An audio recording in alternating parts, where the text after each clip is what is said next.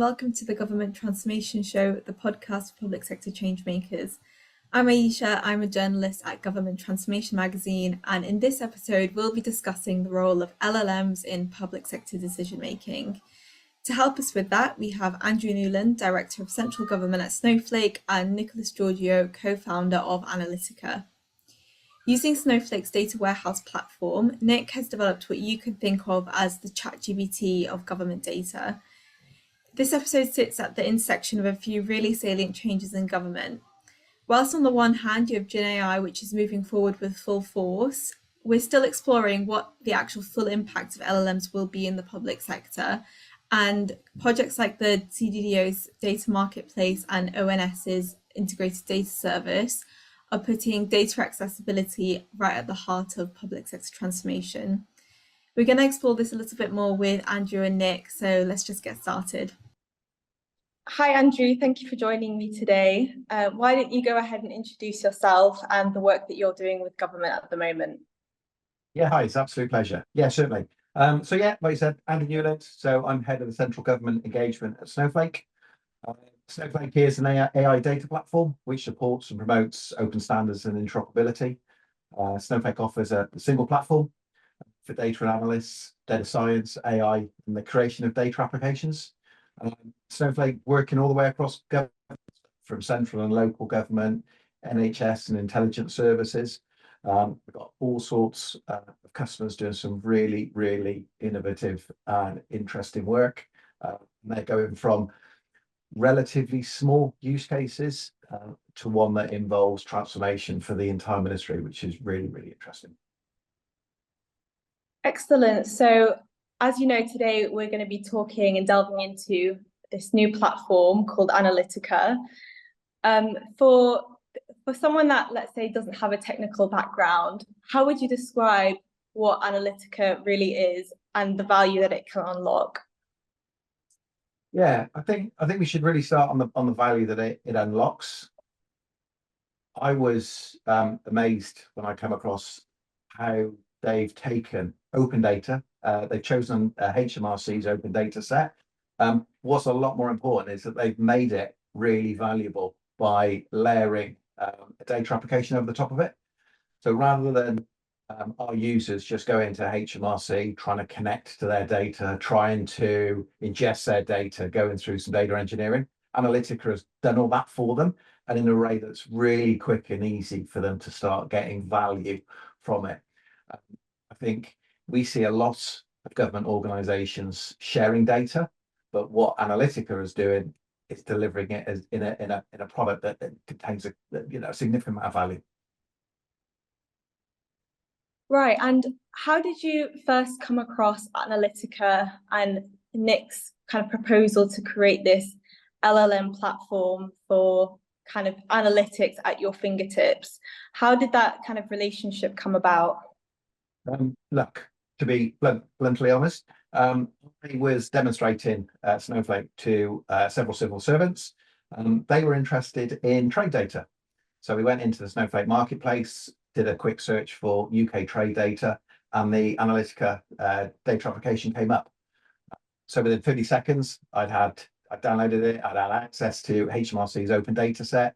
Like I said, more importantly, we had an application that was running that was immediately ready to start giving insight and delivering value to those civil servants. It was really just incredibly quick and easy. And during that call, those civil servants were interacting with the data, running tests, seeing who imports the most whiskey, who imports the most cars, looking at the areas for growth.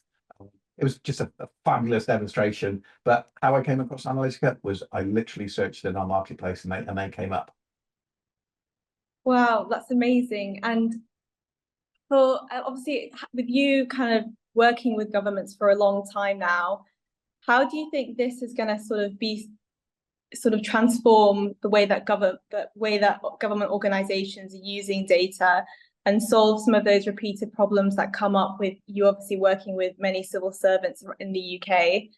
And also, where do you see sort of Snowflake's role in sort of driving Analytika from a sort of technical development perspective? So I think one of the challenges is there are vast amounts of data in numerous data platforms all the way across government. And what we're seeing is, certainly from our customers' perspective, they want that in data platforms, whether that's Snowflake, whether it's similar to Snowflake. And they want to be able to get that data quickly. They want it to be accurate. They want it to be timely, so they don't want it to be out of date.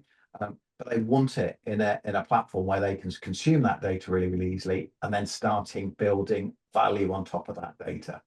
Because any data set that the public sector can provide at the moment is really good and it's really useful, but it needs to be curated. It needs to be enriched. It needs to have other data sets added to it. And the final stage of that is where the data applications, which is what Analytika do so well, in regards of making that data accessible to everybody. So not just data scientists, not just data analysts, but actually making it in a position so people can start, interrogating the data who don't have a data background. Because again, senior civil servants, the ones who don't have time to learn SQL or Python, but still need to have the ability to interrogate the data. And we're speaking at a time where there's big transformation happening. We obviously have a new government in town. How do you think that a tool like this is sort of happening at the right time and is at that sort of stage where it's in line with the current transformation trajectory of the government? Yeah, that's a good question. So I think we've all seen some of the output from Keir Starmer and the new ministers and how they want to democratise public sector data, make it more available. I think what the platform does is it makes it easy for that data to be accessed. Yeah, it makes it a lot easier for people to create data products and to get value from it. And I think that's where the value of Snowflake comes. But what we need is our partners like Analytika to then use the platform to then drive further value, which is specific to, various different customers, the UK government, because the challenges of the UK government is very different from the challenges of the US government.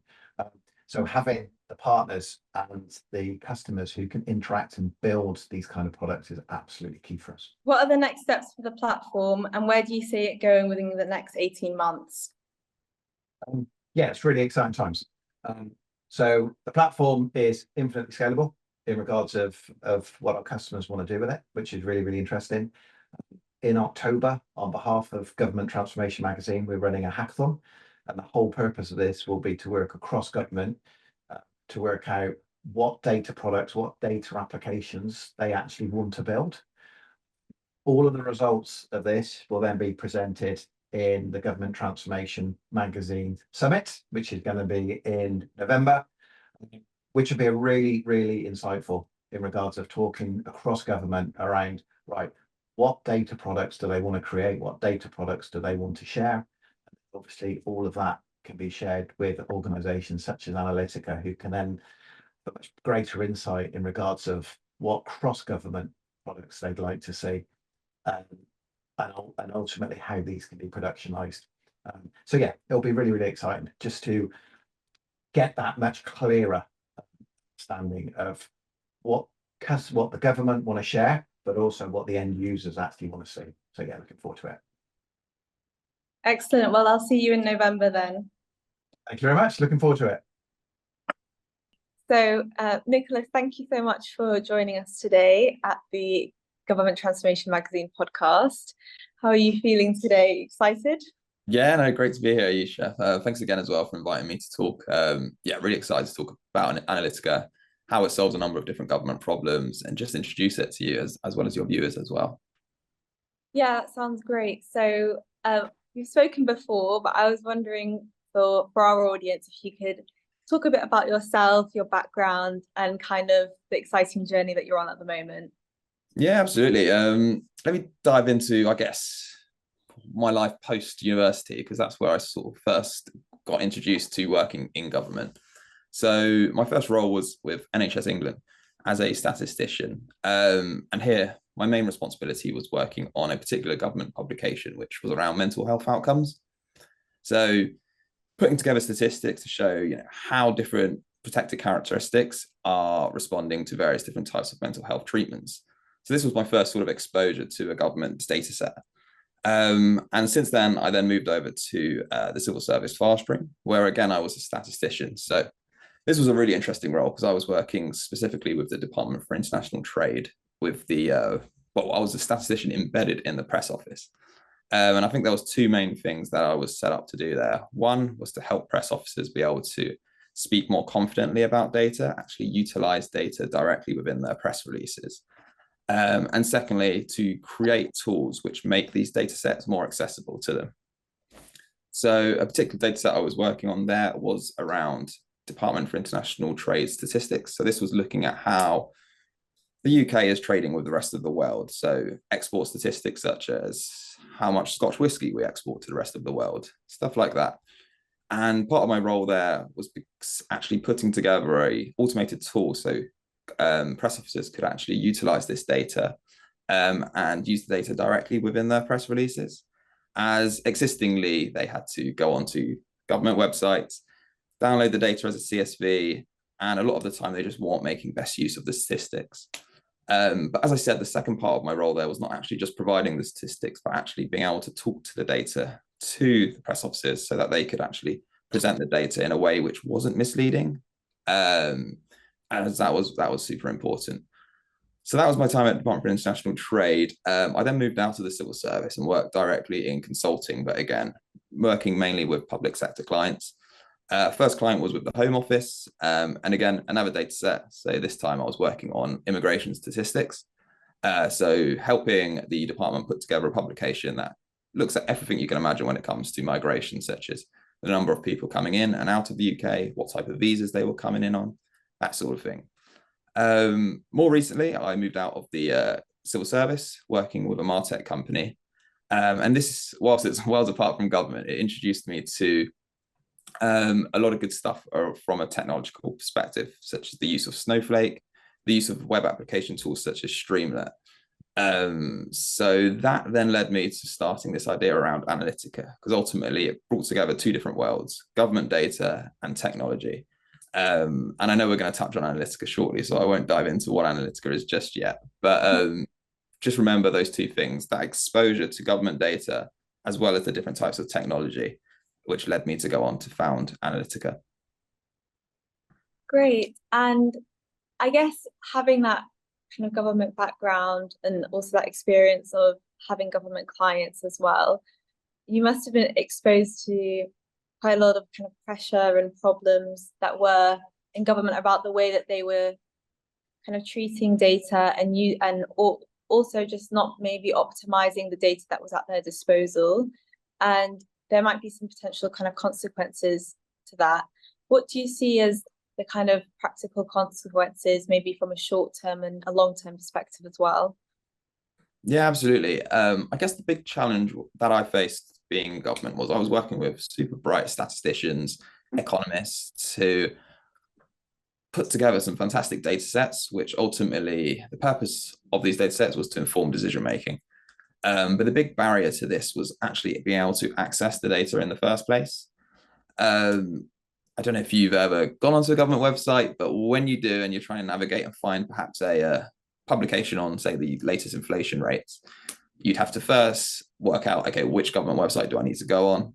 Then once you're actually on the website, there's thousands of different data sets that you need to navigate through. So you're never really sure which one you actually need. But then once you find it, you then have to download the data as a CSV. And then you'll have to, once you're in the CSV, there might be multiple tabs you need to access. And effectively, it just takes a long time to actually get a very simple statistic. And I think in this digital era, we're all guilty of being a bit lazy. We want statistics fast. We don't want to have to go through lengthy time periods to actually find the data. So that challenge is very prominent. And I've noticed that predominantly throughout my career in the government. As ultimately there's such good data out there, it's just not being able to be accessed in the right ways. Great, and let's go on to the tool. So you have this tool for Analytika. What was the kind of steps before creating this tool, and what exactly is Analytika, and how does it kind of address some of the problems that we've already spoken about? Good, yeah. I guess the way I always describe Analytika is think ChatGPT, but for government data. Or you can think of it as Google for government statistics. And it really stems from that challenge I just touched on, how whilst there's such great data out there, the real challenge is actually being able to access it to drive decision making. So what Analytika is, if I explain it at a high level, is think of it as a chat interface similar to ChatGPT, where end users can ask questions relating to government statistics. For example, what is the latest inflation rate, or which schools in London have the highest GCSE pass rates? Users would enter those questions, and then what Analytika does is it uses AI to then convert that natural language question into a SQL query, which is then executed against published government data sets, which then gives the user the result as a data table and a summary of the result. So ultimately, it is a chatbot which converts natural language into SQL, which can then query government data sets and give the user the actual data they require. So the real beauty of Analytika is it's always using published government statistics. So the data is trustworthy, reliable, has been QA'd already, meaning the actual data that is getting returned to users can be trusted completely. With government kind of using kind of published data already and Analytika making use of government data, how do you see the role of improved data quality in making your tool better, and what current data sets are you using to kind of make the tool as effective as possible? Yeah, absolutely. So if I give you a bit of a picture of perhaps the as-is situation at the moment, for example, let's say you're a journalist and you want a statistics to feed into your report. Currently, you might, let's say you're interested in what the current rate of inflation is, for example. You might search into Google, what is the current rate of inflation? And you'll be faced with perhaps historical articles, which would highlight statistics, but then it's very likely that that statistic might be outdated or might have been put together and not actually fact-checked, or perhaps it didn't even come from a government statistical data set. So what Analytika addresses is the fact that all of its data is sourced directly from published government statistics, meaning it can be trusted completely. But of course, AI always can make mistakes. So there's always the case that you might ask the chatbot a super complex question and it might not be able to interpret what the correct SQL query is. So that is always something which AI is unfortunately prone to. But the beauty of AI is it's always learning from customer feedback. So ultimately, the more customers that end up using the product, the better the tool will become. But Analytika doesn't really just stop there in terms of being a trustworthy tool, but it also bridges that gap between statistics, but also not presenting statistics in a misleading way. If I give you a scenario or situation, for example, let's say you want to find out how well government policy is doing in terms of getting businesses to export more to the rest of the world. You might type into Analytika, can you tell me how many more exporters there are this year compared to the last? And it might say, okay, there's 1,000 more businesses exporting. Whilst that gives you the statistic you want, perhaps that's still a bit misleading, because ultimately, if, for example, there's 10,000 more businesses than there were last time this year than there were last year, ultimately, it's quite misleading to then say government policy is doing a good job in getting more businesses to export, because simply there's just more businesses and therefore there's more likely to be more exporters. So what Analytika does is it provides extensive documentation and tooling and training in terms of how to actually handle statistics in a way in which to not present them in a misleading way. So whilst Analytika still serves government data in terms of producing statistic, it also gives learnings and teachings in terms of how to actually utilize that data and not present it in a misleading way. With you obviously coming from that combination of press office background, but also as a statistician, I think one kind of thing that comes to mind is asking the right questions, and also having the kind of skills and knowledge of statistics to ask the right questions, so that a question that you're asking cannot be interpreted many different ways and then provoke a response that, let's say, inaccurate. How do you kind of assess the kind of current skills in government that are that will be able to kind of ask the right questions with the kind of knowledge that they already have? And do you think that there needs to be progress on that front before this tool can be used? And how would you view kind of filling that gap? Yeah, absolutely. I think I think people are always prone to interpreting statistics in the wrong way. Ultimately, the government does a great job in actually providing documentation in terms of how to actually use the statistics so that you're presenting them in a way which doesn't mislead. But ultimately, humans will always look at statistics and, unfortunately, without even intending on doing so, interpret the statistics in a misleading way. So at the very least, at least what Analytika does is once it actually produces a summary of the response to the question that the user has entered, it will often actually still give some text in terms of how to actually use the data, and how it relates to the real world and how you can present it in a way which doesn't mislead. And in your kind of imagination, what would a government that is Analytika driven look like? What does this mean for people of all different skill sets in government, whether it's if you're an analyst, statistician, or you're working in a press office? What do you kind of envision for that as an outcome for, let's say, government productivity, but also from the citizen's perspective as well? I was wondering if you have any thoughts on those. Yeah, ultimately, the way I see Analytika going in the longer term is I want it more to be a tool externally facing of the civil service.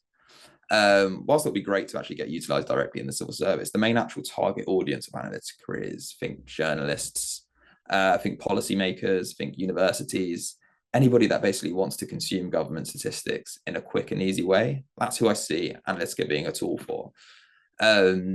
Currently, it features two different data sets, so international trade data and crime statistics. But ultimately, I want Analytika to be the #1 tool of choice for any sort of government statistic relating to the United Kingdom. So whether you want to find out what the current rate of inflation is, areas of the UK with the most distilleries, schools in the UK with the highest pass rates, any sort of question that relates to the UK, I want Analytika to be able to serve that. Which means we've got a lot of work to do because, as I said, we've only covered 2 data sets at the moment, and there are thousands out there. So ultimately, the task of Analytika for the next, say, 6 to 12 months is just to embed as many data sets into the tool as possible. But then even longer term, actually being able to get Analytika as a mobile app.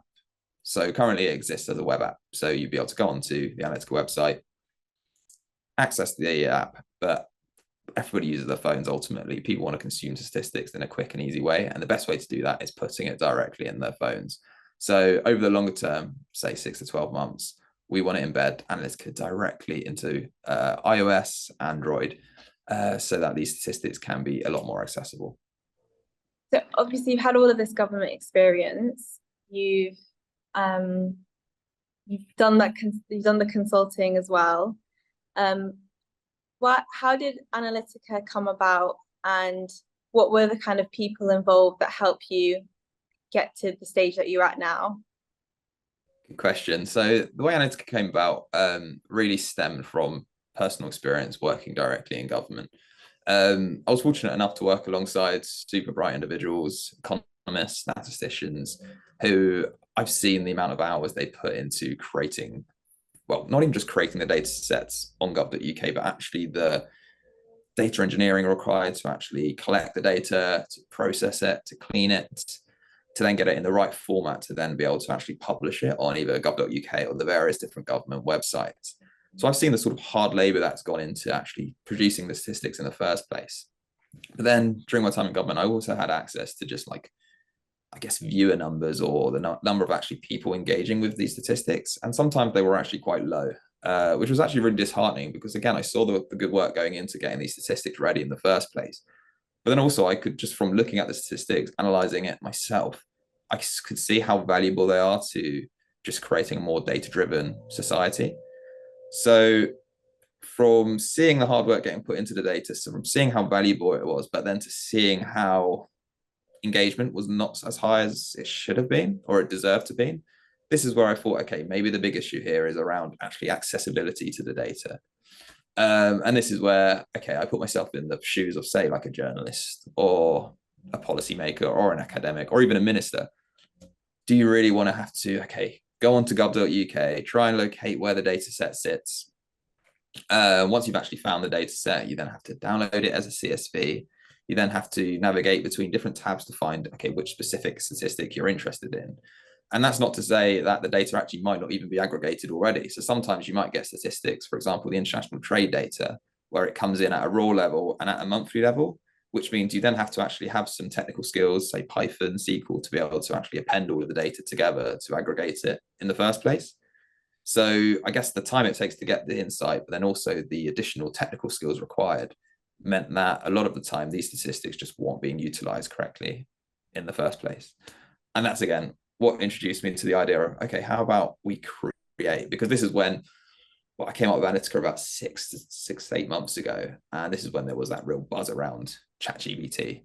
And the traditional way people think of ChatGPT is ask natural language questions, help you with your homework, that sort of thing. But more recently, OpenAI has been used in a way in which, okay, you don't actually have to just get natural language as a response, but you could also get code as a response from your questions. This is traditionally called text-to-SQL chatbots, or LLMs.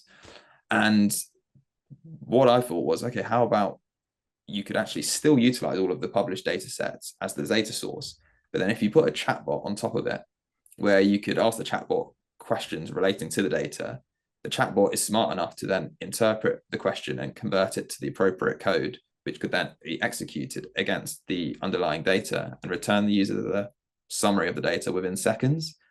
So not only were we getting quicker insights, but it was making it more possible to engage with the data in a much easier way. And that's really where Analytika came about. Those business challenges of how difficult it was to access the data, and how text-to-SQL chatbots make it so easy to actually be able to interpret and access data. Putting the 2 and 2 together is what led to what Analytika is today. And so you've worked really closely with Snowflake to help develop this tool. What can you tell me about how that relationship came about? Yeah, absolutely. So I think I touched on the start of my engagement with a MarTech company, where we were heavy users of Snowflake, using Snowflake every day, had a really good relationship with them.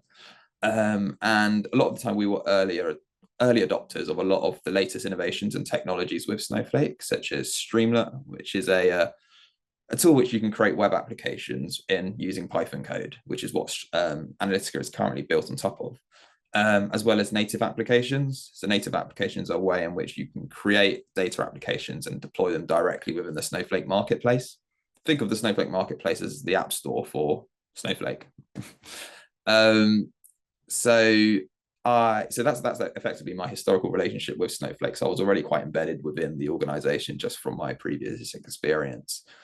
And in terms of how I actually came about Snowflake, more relating to Analytika, was through a startup program that I engaged with. Effectively just applied online, introduced my business concept to Snowflake, and they were super excited, super on board. So they were like probably the organization I was working with the closest at the start of Analytika. So having quite a lot of engagements, meetings with them, introducing the project, working with some of their technical team just to go over the architecture of how Analytika works from a technological perspective.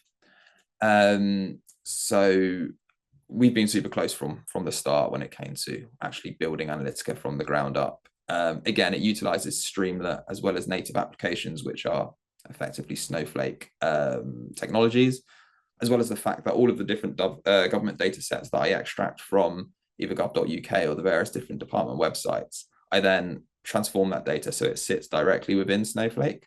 So every time the chatbot actually calls the code against the data set, it's actually directly querying Snowflake. Great. And I suppose the government has quite a few challenges with their own kind of data quality and data architecture, which is kind of a big editorial theme, Government Transformation magazine, because just how kind of pervasive it is. I was just wondering, did you have any challenges creating the tool with using government data in the kind of development process? And looking to the future, how do you imagine Analytika sits within the existing data architecture or data warehouses that government has, for example, with the Office for National Statistics and things like gov.uk? Yeah, great question. ultimately, I think I'll answer the latter question first, just in terms of how I see Analytika sitting. So I think it's important to stress they are two very separate things, but I do see like a solid relationship between the two organizations, as ultimately Analytika effectively sits on top of government data. So whether the data comes from the likes of the ONS, gov.uk, or the individual department's websites, Analytika will always be a separate entity. But effectively, every single data set that goes into Analytika will come from either the ONS, gov.uk, etc. Which is why there needs to be a really solid relationship between the two, because ultimately I need to know what Analytika needs to know every time those source data gets updated, every time, say, a new data set is going to get introduced. It's really important for Analytika to know that so they can embed those data sets within the tool. So whilst don't get me wrong, they're very two separate things. Analytika is always going to be heavily reliant on those different government data sets, which is why there's always going to be a great solid relationship between the two different organizations. And then your first question, do you mind repeating it?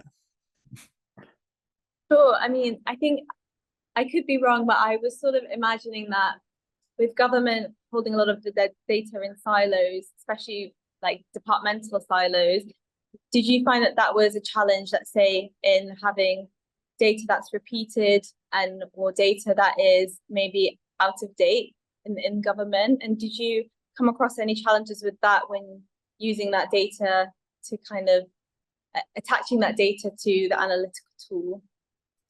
Yeah, I mean, the majority of the time, most data sets I've come across, they are fairly up to date. Economic data, such as inflation figures, there's always like a 2-month lag, which is still pretty good, as ultimately we need time to actually be able to analyze the data and put together the different types of publication. The bigger challenge I find is more actually working out which data sets are most important to focus on initially. I don't know if I've touched on it yet, but there are so many different data sets out there, from most visited heritage sites in the UK to inflation data. There's so much data. So trying to work out actually which ones people care about the most is probably the bigger challenge at the moment. It's a challenge that I'm facing every day, because there's so much different data out there. I'm still unsure which one should be next. But ultimately, what I do see is we do need to cover pretty much every area across the UK, from health, economic data, education, migration. All of those different data sets need to be embedded within Analytika. But the challenge now is actually working out which ones need to be prioritized over the next 6 months. Great. And have you kind of had any conversations with government already about using the tool and deploying the tool? No, nothing yet. I will stress Analytika is a really early stage startup. Effectively, the past 6 months has been mainly just actually building the tool, developing it, and working alongside Snowflake. So Snowflake are really the only organization that Analytika is actually engaged with from a partnership level so far. But of course, we'd love to work with government departments, the ONS, for example, to work out how Analytika could be widely used even directly within the civil service. Who knows, maybe one day in the longer term future, there's a world where Analytika could actually sit on gov.uk or directly on the ONS website. But again, super early days, but they're the sort of conversations that I want to be having over, say, the next 6 months. Great. And just a final question about your kind of short-term plans and then your long-term plans as well. What do you think needs to be done within the next 6 months to really start scaling up and establishing a kind of proof of concept and, I guess, pilots and all the exciting stuff that goes with that? Yeah, good question. Expansion, really, because at the moment, Analytika only includes international trade data and crime statistics, and it needs to cover a lot more. I think I touched on it. It needs to cover education, migration, all of those good data sets that people care about. So the next 6 months really is just about integrating as many different data sets directly into the Analytika tool. Because to be honest, that's the easy part, actually integrating the data sets. But what's then tougher is then actually telling the AI agent how to actually interpret the data set. Because you can't just give an AI agent a data set and it will work off it. You need to prompt the AI agent to tell it, okay, this particular column can be interpreted this way. You need to be able to actually give it the instructions to be able to actually communicate with the data set. So that's a lot of the engineering work that needs to take place over the next 6 months. But yeah, to answer your question, short-term goals is really around introducing as many different data sets into Analytika as possible. And then longer term plans, really, it goes back to making Analytika as accessible as possible. And at the moment, it exists as a web application. But I'd say within the next year, what we really want to do is get Analytika so that it can be installed directly via iOS or Android. So actually getting Analytika accessible as a mobile application and not just a web app. So what do you think the kind of main value that Analytika brings to government and also to journalists as well? And how do you see that value progressing as you develop the tool further? Great question. It really is around accessibility and transparency. Again, I keep talking about my time in government, but that is really where Analytika came about. So I'll touch on it more. And that is really the prime responsibility of a statistician or economist within government is to make data accessible to everyone. And that really is what Analytika is now about. It's probably one of the key values, really, transparency and accessibility to data. Whether it's a journalist, as ultimately journalists want to produce stories that tell interesting stories. And the way they do that is through utilizing powerful data. Mm-hmm. And the fortunate thing and the privilege journalists have is that they can reach wide audiences, which is exactly why it's so important that the data that they're reporting on is, of course, factually correct, but also they have the power and accessibility to this data. As I touched on previous, it can be complex to actually be able to find the data in the first place. So the fact that Analytika makes this easy, therefore democratizes access to this data in the first place, and keeps the public informed, as ultimately it's so paramount to a good society to have good data and to be able to know how the UK is performing from schooling. So that is paramount to Analytika, being able to produce statistics, being able to make statistics accessible, and ultimately to be able to keep the public informed.